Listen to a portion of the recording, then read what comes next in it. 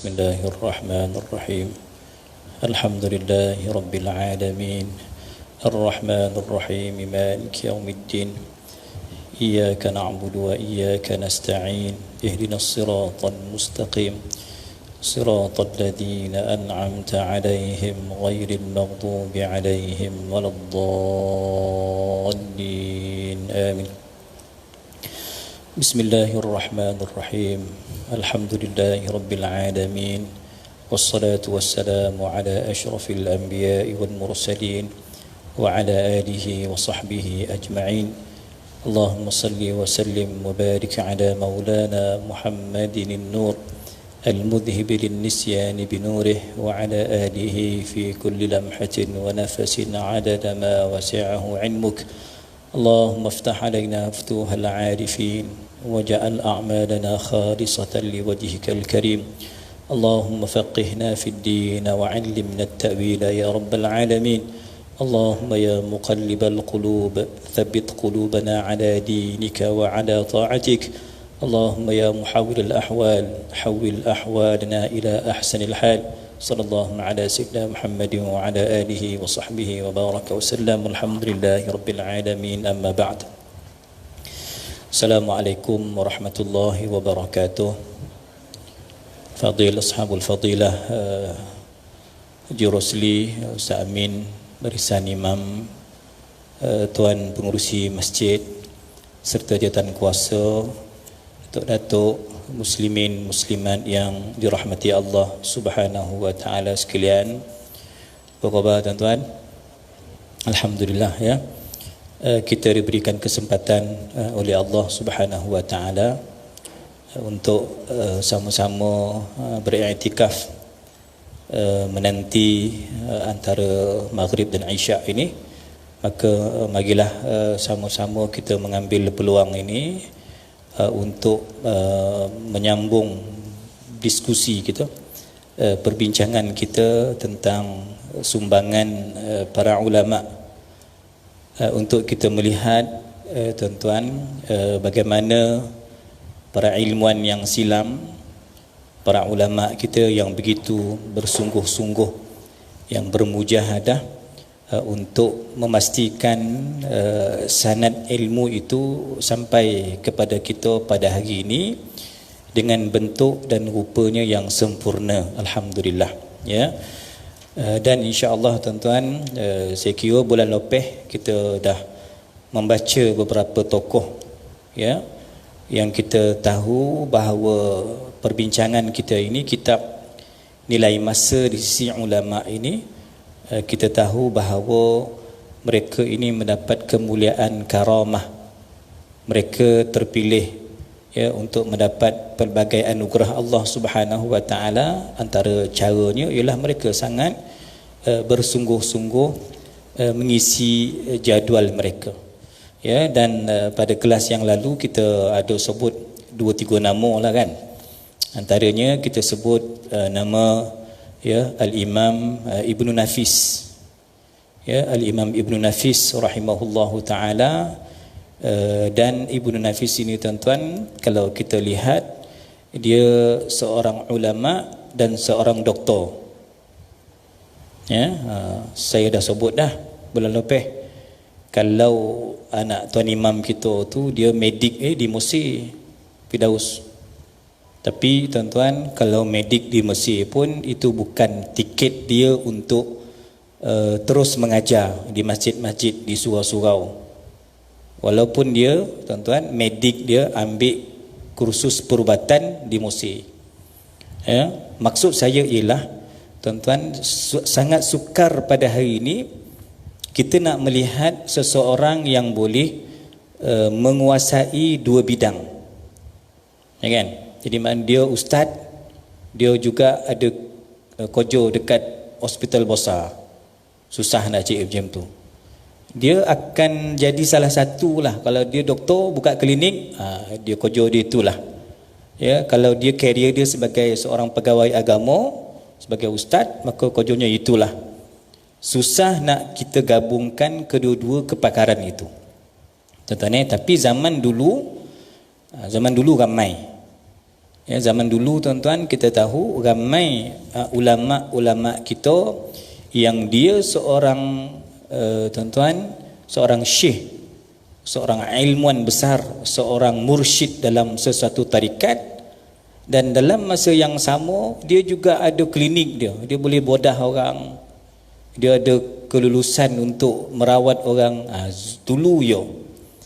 Dan kalau konteks semasa ni tuan, saya suka sebut seorang syekh doktor di Mesir, Syekh Yusri nama dia. Imam besar kita Dr. Yusri kan. Ini syekh di Mesir tuan, Syekh Yusri tuan-tuan, Syekh Dr. Yusri. Dia memang berkepakaran, ya, dia seorang yang boleh memberikan sanad tarikat kepada kita, ya, dan dia juga seorang yang boleh membaca kitab-kitab hadis, tasawuf, fiqh dan sebagainya. Aduh, masih hidup lagi syekh itu. Ya, saya ingat mungkin usianya sekitar 60 lebih, belum 70 pun usianya, masih bekerja lagi, masih bertugas di hospital lagi tuan-tuan. Dan ketika kita bulan 3 baru ni, kita baru menerima musibah COVID-19 yang telah melanda dunia ni tuan-tuan, beliau dari sudut hukum dan dari sudut kedoktoran dibahaskan.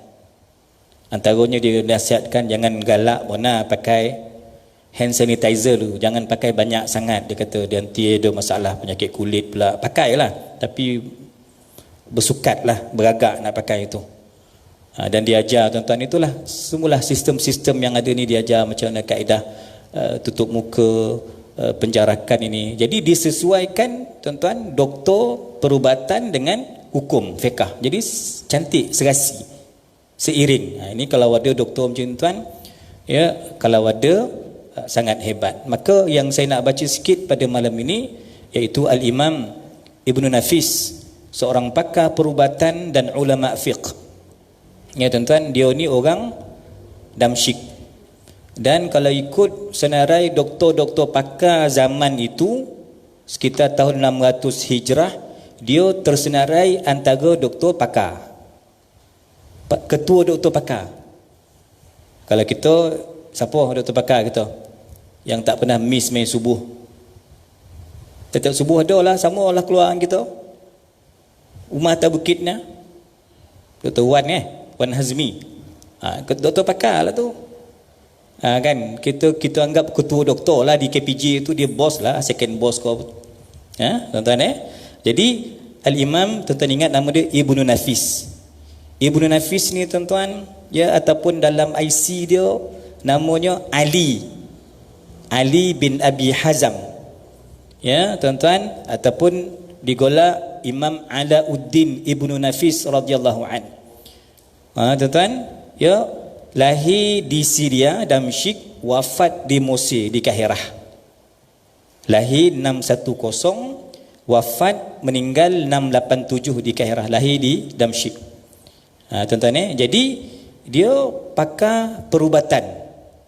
Dia melahirkan, menulis sebuah kitab namanya Kitab Syamil. Saya pun tak baca lah kitab ni, kitab medik, bukan bidang kita kan. Kitab kedoktoran tuan-tuan, ya. Dan kitab ini menurut sebahagian penyelidik, pengkaji, dia mengandungi 300 jilid. Besar lah Kitab Syamil ni tuan, besar lah, ya. Dan dia juga tuan-tuan tulis kitab tentang alkohol. Macam mana alkohol itu, kedudukan dia. Kita masyarakat Melayu kita di Yampangan ni tak ada kita bincang pasal alkohol dah. Orang kita tak mabuk, alhamdulillah. Tak ada kita dengan kes-kes budak kita tuan-tuan bab-bab mabuk ni, ya, pergi minum toddy ke, tak ada kes-kes macam ni, saya ingat tak berlaku. Jadi kita cuma bincang alkohol tu, dia najis itu, bawa semayang sah ke tak sah semayang. Kita akan bincang dari sudut itulah, bukan sudut dia tambahan dalam minuman yang memabukkan. Tapi alkohol, jenis alkohol yang kita letak spray dalam kita punya minyak wangi, itu yang jadi perbincangan kita lah. Dari sudut alkohol mabuk tu, seingat kita tak bincang tuan-tuan. Jadi itu kitab Imam Ibnu Nafis, ya. Okey, satu kepakaran medik, kedoktoran. Baik. Kemudian tuan-tuan, dia juga membidangi bidang mantiq. Tak jumpa kau Cikgu Lin 74 Ana baca kalau yang ada kitab, ana sedang tengok muka surat 74 kalau yang ada kitab. Kang Abang ni tengoklah, saya ingat macam dah terlajak ni, Kang Abang tengok yang mana. Tuan-tuan, 74 Ibnu Nafis rahimahullahu taala, dia dalam kitab mantiq. Kitab ilmu mantiq ni tuan-tuan, dia menyusun kaedah berfikir. Ini satu subjek yang juga kita tak, ustaz-ustaz tak baca di masjid. Bukan senang nak baca kitab mantiq ini tuan-tuan, kaedah berfikir yang betul, yang lurus, mengikut panduan Quran dan Sunnah, dihuraikan oleh ulama. Dia adalah kaedah-kaedah dia tuan-tuan, al-kulliyatul khams, ada muqaddimah sughra, ada muqaddimah kubra, ada natijah. Saya belajarlah sikit dulu masa senawi dulu, belajarlah, tapi tak ingat dah tuan-tuan mantiq ni, sebab bidang syariah dia tak belajar mantiq. Orang usuluddin kena belajar mantiq. Belajar dulu, saya ingat kita belajar dengan almarhum Tuan Guru Datuk Haji Nawawi, Taman Tok Wan. Kalau tuan-tuan perasan tahun 90-an dulu, dia partner dia dengan Datuk Haji Mustafa. Datuk Haji Mustafa Soroting ni tuan-tuan, Jompo ni, sekarang anak dia SU Mains. Kan? Datuk Haji Mustafa, Datuk Haji Nawawi itu semua mengajar di Ma'had Ahmadi Gomencih lah kau tu. Tapi mereka menjadi guru pelawat, datang seminggu sekali. Jadi saya belajar masa tu Datuk Haji Nawawi, sampai saya ke rumah dia lah, ke Taman Tok Wan, belajar qawaid, nahwu saraf. Saya belajar mantik sedikit dengan dia. Masa tu ambil stam lah, ambil 4 senawi, tahulah sikit-sikit tuan-tuan. Tapi mantik ni yang saya tahu, yang antara yang pakar ni Datuk Mufti kita, Datuk Syekh Yusuf kita memang pakar dalam bab mantik. Tuan-tuan, dia ilmu ni dia fokus pada cara berfikir yang bodoh. Kalau kita tak belajar mantik, kita punya berfikir kita bersimpang siur, tak fokus. Tuan-tuan itu penyakit yang kalau kita tak ada asas ilmu mantik. Penguasaan ilmu mantik ini tuan-tuan dikuasai juga oleh al-Imam Ibnu Nafis. Tuan-tuan Tayyib. Kemudian tuan-tuan juga kita ulang kaji tuan-tuan, tak apa, faham tak faham kita baca juga. Dia juga tuan-tuan bincang dan menguasai ilmu usul fiqh. Jadi kita ada 2 usul. Saya ulang kita ada dua usul. Usul yang kita mengaji dengan Tuan Guru Ustaz Sofan kita, usuluddin. Usuluddin. Kita mengaji apa usuluddin ni? Tauhid lah, akidah, ilmu kalam, mengenal Tuhan, sifat Tuhan, af'al, asma, sifat. Itu kita mengaji sifat 20. Itu usul yang pertama, usuluddin. Usuluddin tak betul, fiqh kita hancur. Usuluddin tak betul, tasawuf kita rosak. Asal ialah usuluddin. Sebab tu asal agama. Asal agama tu tauhid. Okey, tuan-tuan? Itu usuluddin. Usul yang kedua dipanggil usul fiqh. Usul fiqh. Baru nampak muka saya corah sikit tuan-tuan. Tadi golap sikit lah. Usul fiqh. Jadi macam mana ulama mengharuskan penjarakan saf ini? Usul fiqh. Kan? Macam mana ulama membenarkan solat Jumaat 12 rakaat? 12 orang jemaah, 12 orang je yang hadir, tak payah zuhur. Sah dia punya Jumaat dia. Yang kita di rumah zuhur lah musim Covid ni. Tapi tuan-tuan, yang 12 AJK termasuk saya guru takmir pun dapat menumpang sekali semayang. Yang kami yang 12 orang ni tak payah ulang dah zuhur, memadai dengan 12. Mesyuarat fatwa minggu lepas di Podiksen Teluk Kemang tuan-tuan, di Baitul Hilal, Hotel Maiz tu, bincang sekolah-sekolah tahfiz. Jadi kalau sekolah tahfiz ni masuklah saya di Sahah 32 orang. Masuklah Dr. Yusri di Teraci Darut Tauhid berapa 30 orang berapa orang. Masuklah pondok-pondok madrasah-madrasah ni, ada budak di Jolabu 7 orang yo madrasah budak ada ni 6 orang, ada ni 20 orang. Macam mana keadaan solat Jumaat budak-budak ini? Contoh kan, kalau nak bawa masuk masjid yang besar, dia boleh menampung lagi, okeylah. Tapi kalau masjid kita ni pun, kita maksimum boleh pergi berapa sekarang ni? Setengah boleh tampung tak? Tak boleh tampung lagi setengah kan? 1/3 tak, lebih sikit lah. Kita boleh pergi tak sampai setengah pun. Artinya kita, sebab itu yang setakat ini masih belum lagi dibenarkan warga asing masuk, sebab orang tempatan pun tak payah nak semayang. Dan saya dipahamkan bulan 9 ni dia dah buka lah, alhamdulillah lah, semakin baik lah tuan-tuan. Jadi maknanya bagaimana ulama bersidang, bermuzakarah, berbincang, budak-budak ini tuan-tuan, apakah dia keluar daripada madrasah ke pondok dia tu, ustaz yang hantar naik van ke naik kereta ke, apakah dia mengambil kota anak qaryah. Maka mesyuarat bincang untuk Covid ni bagilah mulai Jumaatnya, bermula Jumaat ni tuan-tuan dah dibenarkan semayang di sekolah masing-masing. Budak saya berapa? Budak saya 32 jalan, 32 pun boleh. Kita syaratkan tuan-tuan 12 dan ke atas. Yang 7 orang tadi, 7 orang kau cari ustaz kau pergi hantar. Colih apa masuklah, menyolidlah mana-mana masjid. Jadi semua ini tuan-tuan, saya nak membayangkan kita mesti ada penguasaan satu subjek yang namanya usul fiqah. Usul fiqah tu dia apa? Perintah itu menunjukkan wajib. Itu usul fiqah. Larangan itu menunjukkan haram. Itu usul fiqah. Usul fiqah ialah ketika berlaku pertembungan antara dua dalil. Okay, Nabi SAW tuan-tuan, Nabi pesan kat sahabat, la yusalliyanna ahadakumul asra illa fi Bani Quraidah. Jangan ada seorang kamu yang semayang melainkan asalnya mesti semayang asar dekat perkampungan Bani Quraidah.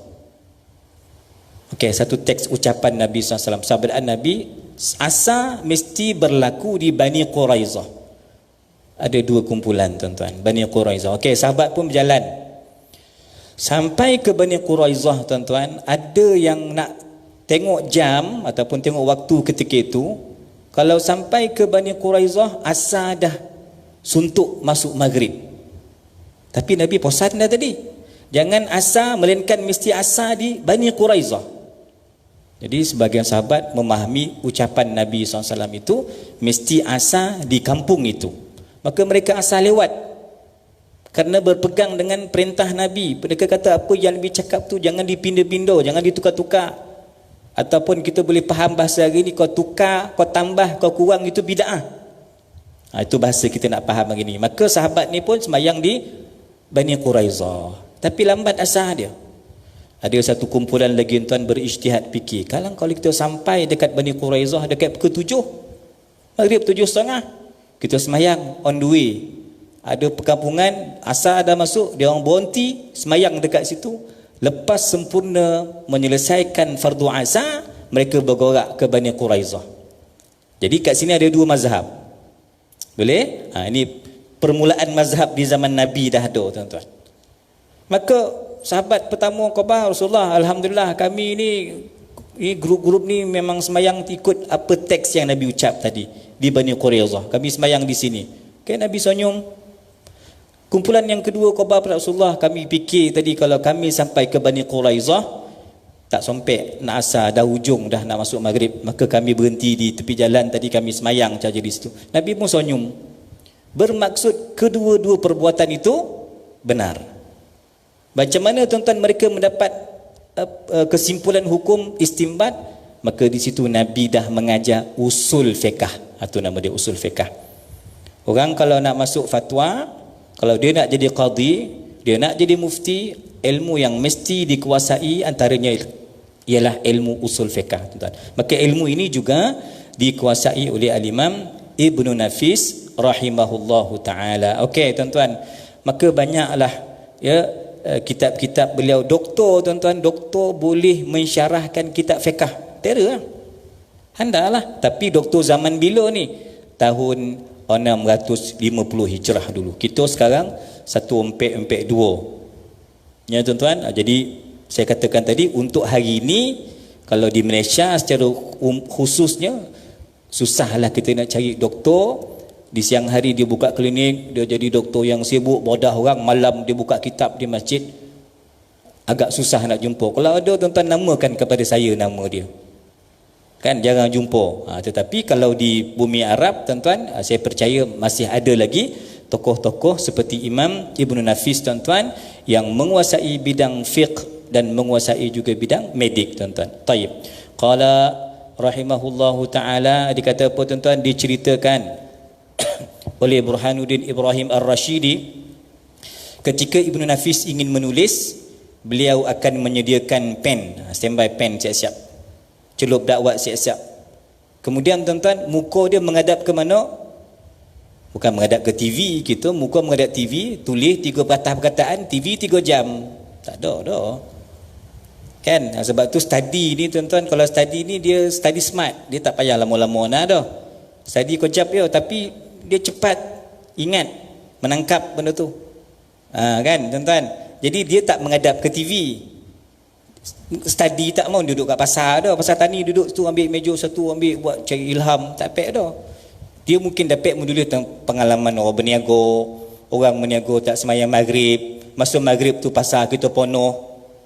Mungkin dari sudut tu dia boleh study lah apa punca orang tak sembahyang, apa kenapa pula trend orang datang masuk nak azan tu lah berpusu-pusu masuk.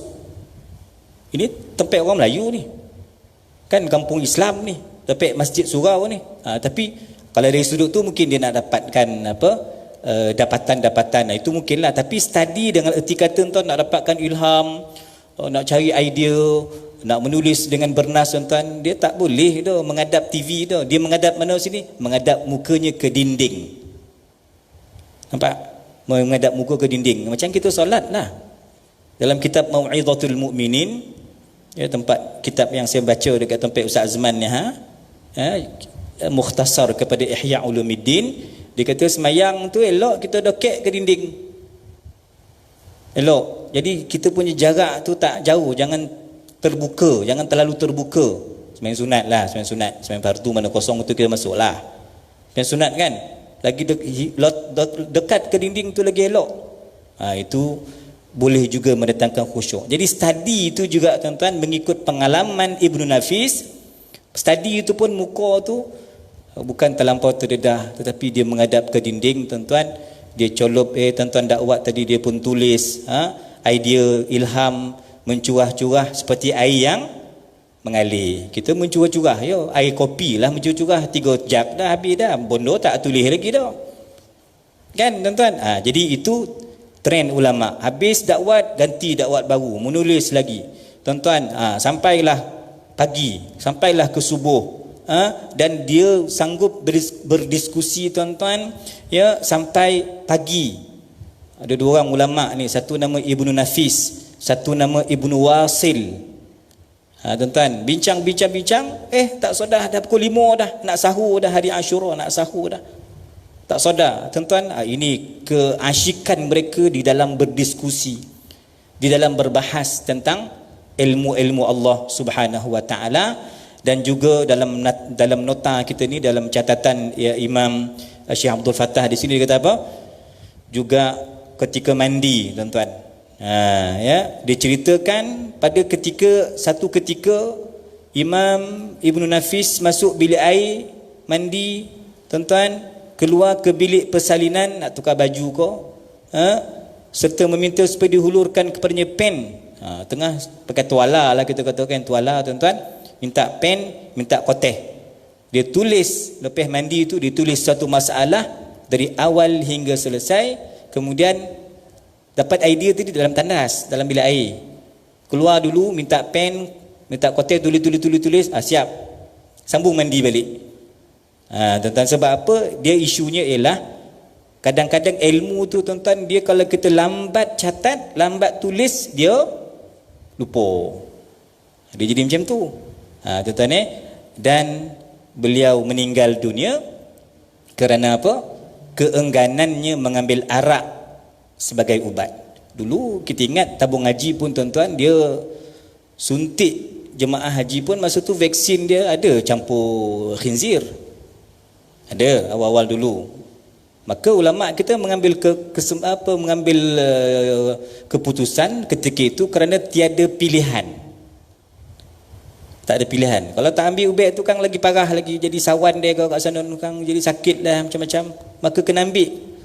ketika itu. Saya tak pasti tahun 70-an ke 80-an tuan-tuan, tapi dah zaman berubah ini tuan-tuan, maka ubat pilihan baru dah ada, kajian pendidikan makmal dah jumpa yang tak perlukan benalah binatang babi itu, maka jangan lagi pakai. Nampak tuan-tuan? Ini zaman kita, zaman 70-an 80-an. Tuan-tuan cuba tuan-tuan bayang tuan-tuan, ya. Imam Ibnu Nafis ni dia hidup tahun 650 tadi, dia wafat tahun 687. Ya. Tetapi kita boleh bayangkan tuan-tuan, beliau tidak sanggup mengambil arak untuk dijadikan ubat kepadanya. Okey, dari sudut hukum fatwa boleh, tapi di sudut warak dia tak nak. Ada bezalah. Fatwa ad-darurat tubihul mahzurat, kaedah fiqh dia. Ya, kita bincang tuan-tuan juga masa mesyuarat fatwa baru ni, kita bincang ada sistem di airport antarabangsa lah, bukan KLIA saja. Di mana-mana airport tuan-tuan, dia dah ada satu sistem kamera. Kita lalu tuan-tuan, kita lintih tu habis semua nampak. Faham saya? Kita melintih tuan-tuan, dia nampak. Tujuan dia baik. Tujuan dia apa? Kalau bawa senjata, kantoi. Duit, kalau berkopuk-kopuk, tak lopeh. Dia tak payah cek angkat tangan, raba-raba, pakai apa kan? Tak. Kita lalu je.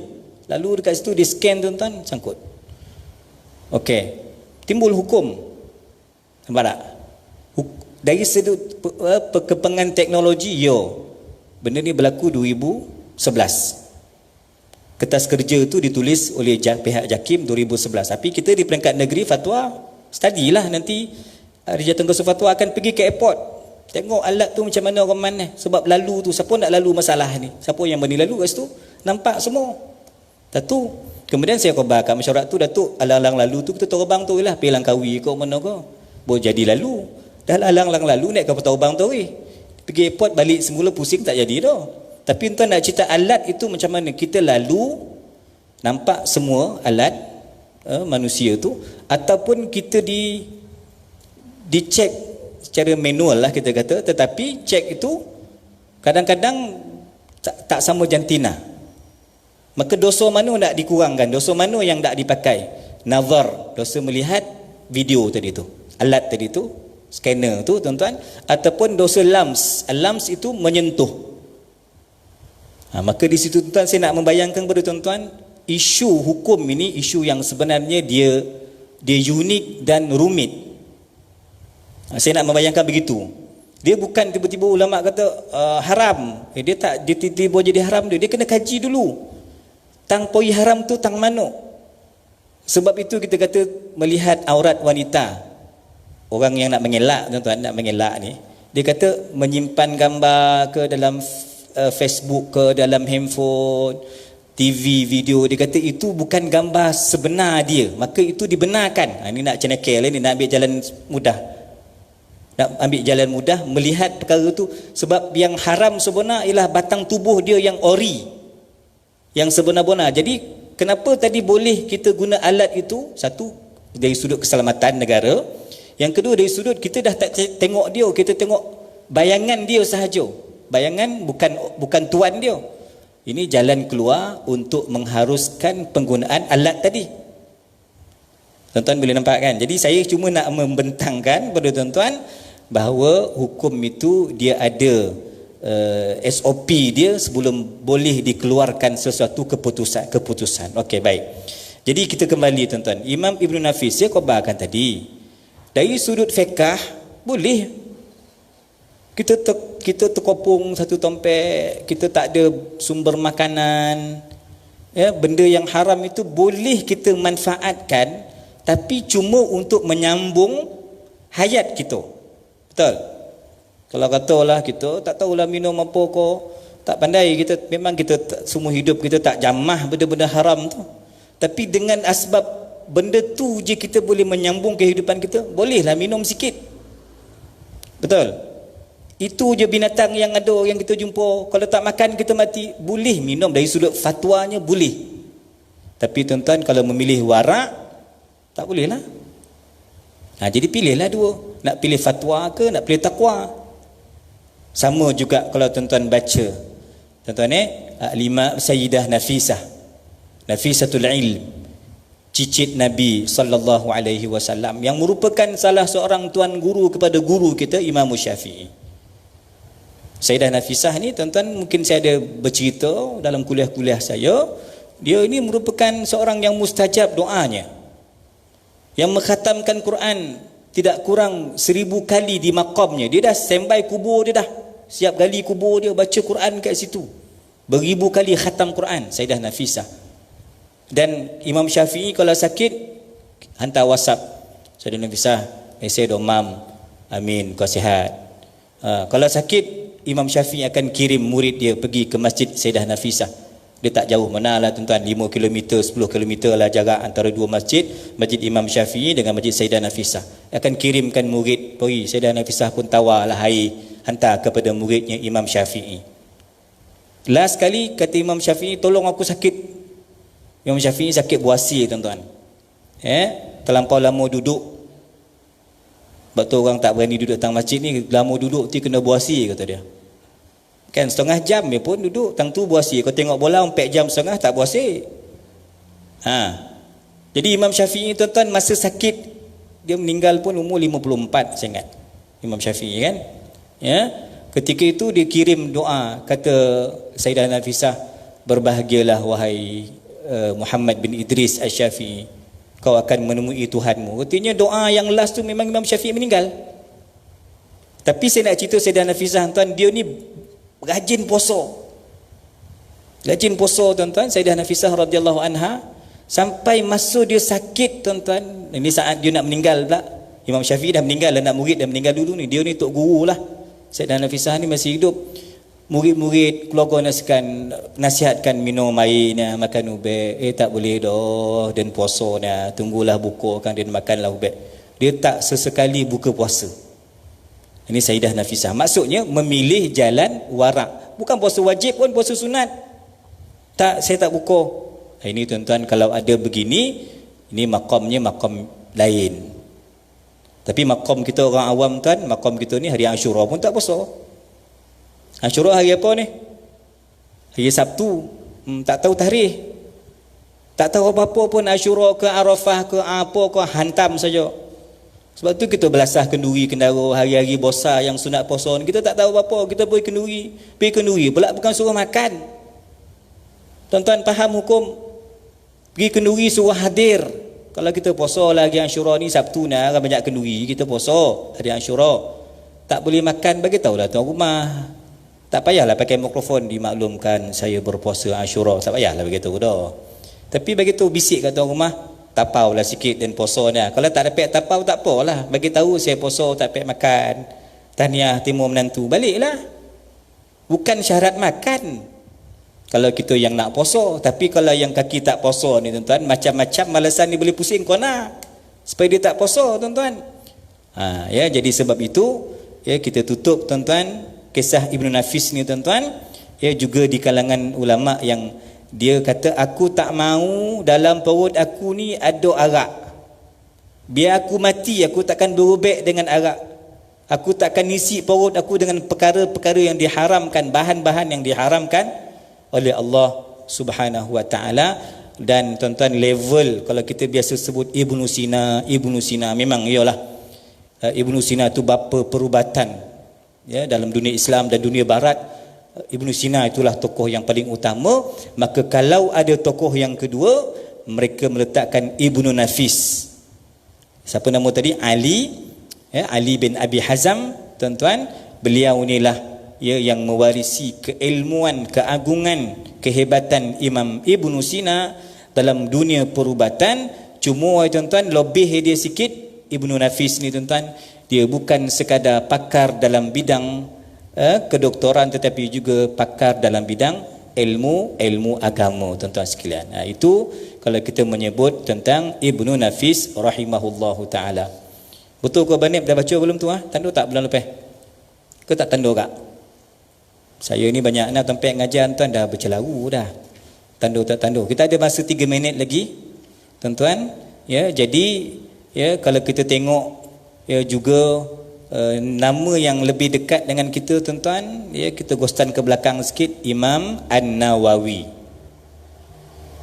Ini kitab-kitab dia dibaca di serata dunia. Imam An-Nawawi tuan-tuan, dekat Sendeng baca, dekat Sembandua baca, dekat Mambau baca, Wambau baca, Imam Nawawi cukup terkenal. Tapi rahsia keberkatan Imam Nawawi ni apa? Penjagaan waktu, makan sekali sehari ya. Kita dah masuk asar tadi 5 kali makan dah. Ya, tuan-tuan, dia makan sehari sekali, tidur tuan-tuan, ya, pernah tempoh 2 tahun tak baring. Mana nak buat? Macam mana nak ikut tuan-tuan? Ya, jadi mereka ni belajar sehari tuan-tuan 12 subjek. Jadi maknanya kalau kita baca tuan-tuan manaqib, ya, sejarah hidup para ulama, memang tujuannya ialah supaya kita boleh bandingkan kerdilnya kita ini. Kita nak benar sebab teknologi tuan-tuan. Teknologi ni pun tak bawa kemajuan mana pun, tapi kemusnahan yang dibawa. Ya kan? Imam An-Nawawi tuan-tuan rahimahullahu taala, ya, yang namanya kita tahu nama dia Yahya. Nawa tu nama kampung dia, Nawawi tu kampung dia, 2 jam daripada kota Damsyik. Nawa tuan-tuan nama kampung, nama Yahya. Abah dia Syaraf. Yahya Abi Zakaria Yahya bin Syarafuddin. Tuan-tuan, Imam An-Nawawi rahimahullahu taala taklah jauh beza dengan Ibnu Nafis tadi. Dia lahir tuan-tuan 649 dan wafat umur muda. Imam Nawawi tak kahwin, Ibnu Nafis tak kahwin. Meninggal Imam Nawawi tuan-tuan umur 45. Kita alhamdulillah di Sendeng masjid kita ni ramai yang Allah bagi lebih umur. Maka tuan-tuan, kita tak boleh jadi Imam Nawawi. Nak ijtihad, nak ibadat, nak puasa sunat tuan-tuan, tapi kita buatlah kadar kemampuan yang kita boleh buat tuan-tuan, yang kita mampu insya-Allah. Ya, jadi antara yang kita mampu tuan-tuan, saya kempen saya ingatkan diri saya dan tuan-tuan semua, esok dah hari 9, esok Tasu'a 9 Muharram. Nabi kata lau ishtu ila qabilin la asumanna Tasu'a. Kalau aku hidup tahun depan, aku puasa 9 Muharram. Macam mana nak puasa 6,5 kaki nak menggelintin pergi ke Pasmar tu kan? Kan dah terpanggil-panggil kawan kan, macam mana roti tolu dah panggil, tolu 3 suku dah panggil. Kalau yang mampu puasa, esok puasalah 9 Muharram. Jam saya tak payah puasa sebab esok ada majlis. Alasan lah tu. 9 Muharram esok tuan-tuan. Kebetulan Khamis hari Jumaat tuan-tuan, ya, esok puasa hari Khamis 8, maafkan saya 8. Yang 9-nya tuan-tuan hari Jumaat. Yang 10-nya tuan-tuan hari Sabtu. Jadi 8 esok Khamis 8 Muharram, 9 hari Tasu'a hari Jumaat. Nabi kata kalau aku hidup aku akan puasa 9 Muharram hari Jumaat tahun ni, jatuh hari Jumaat. Kalau tak dapat Khamis Jumaat, sekurang-kurangnya tunggal sehari Sabtu pun memadai untuk menghasilkan pahala hari Ashura. Dan kami di Sahah buat program dengan anak yatim untuk menyantuni anak yatim. Kok tuan-tuan nak join sponsor iftar, nak menyumbang untuk iftar, tabung itu tengoklah berapa ringgit dapat kan. Kalau banyak saya alihkan sikit, masuklah ke program tu nanti. Kalau sikit pun tak ada lah dah. Saya simpanlah untuk pembangunan tuan-tuan. Jadi itu juga kita akan gunakan untuk iftar dan juga perbelanjaan untuk menyantuni anak-anak yatim tuan-tuan. Juga cuba buat.